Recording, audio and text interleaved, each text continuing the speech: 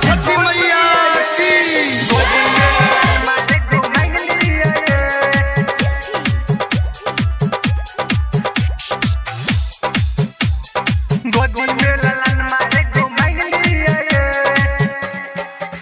अब गेलै कार्तिक महीना, सुना सुना लगे छे घर अंगना।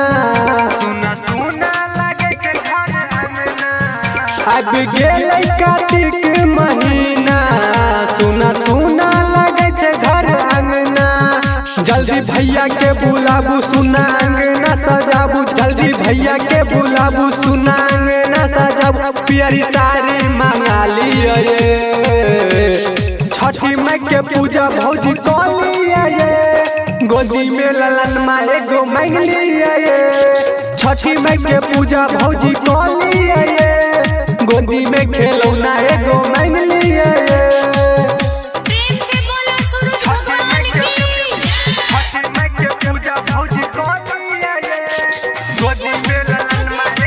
Recording by SS recording studio Pajipur Manigachh. कचही बस के बहनी बना देब, सुपा कोनिया से हो मंगा देब। पोखरी महर पर सुनू ये भौजी, एतो से ओतो तक घाट बना देब। कचही बस के बहनी बना देब, सुपा कोनिया से हो मंगा देब। पोखरी महर पर सुनू ये भौजी, एतो से ओतो तक घाट बना देब। जोरा कोसिया मंगा देब, फल फूल से सजा देब। जोरा कोसिया मंगा देब, फल फूल से सजा देब। अहाँ ठकुआ बना लिये, छठी माई के पूजा भौजी कलिए। गोदी में ललन माँ एगो मांग लिये, छठी माई के पूजा भौजी कलिए। गोदी में खिलौना एगो मांग लिये।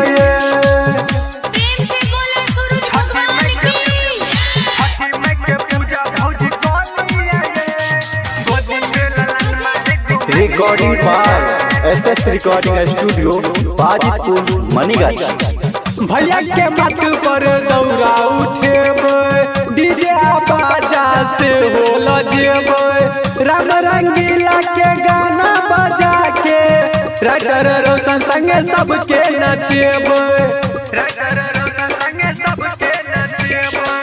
भैया के माथा पर दौरा उठेब, डीजे बाजा से हो लजेब। राम रंगीला के गाना बजा के, राइटर रोशन संगे सबके नचेब। घाट पर दियारी जरेब, छुरो छुरी उड़ेब। घाट पर दियारी जरेब, छुरो छुरी उड़ेब। अहाँ ओकरी उठा लिये, छठी माई के पूजा भौजी कलिए। गोदी में खिलौना एगो मांग लिये, छठी माई के पूजा भौजी कलिए। गोदी में ललन माँ एगो मांग लिये। अब गेलै कार्तिक महीना, सुना सुना लगे छे घर अंगना। जल्दी भैया के बुलाबू, सुना अंगना सजाबू। जल्दी भैया के बुलाबू, सुना अंगना सजाबू। प्यारी साड़ी मंगा लिये, छठी माई के पूजा भौजी कलिए। गोदी में ललन माँ एगो मांग लिये, छठी माई के पूजा भौजी कलिए। गोदी में खिलौना एगो मांग